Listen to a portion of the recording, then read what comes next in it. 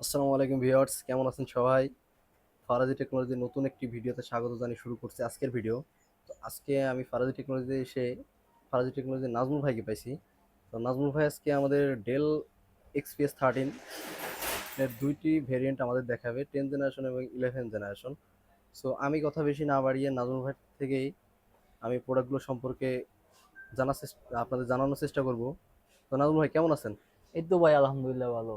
তো নাজমুল ভাই কি প্রোডাক্ট দেখাবেন আজকে? আজকে আপনাদের মাঝে দেখাবো হচ্ছে ডেল এক্সপিএস। একবারে নতুনের মতো, একবারে মাথা নষ্ট। দেখেন, একবারে চিকন স্লিম, হ্যান্ডি বল একবারে চিকন। এটার ভিতরে দেখি, আমি ভিতরে দেখাই আপনারে। দেখেন আচ্ছা নাজমুল ভাই, ডিসপ্লেটা দেখেন। এগুলোর কনফিগারেশন যদি আমাদের ভিউয়ার্সদের একটু বলতেন।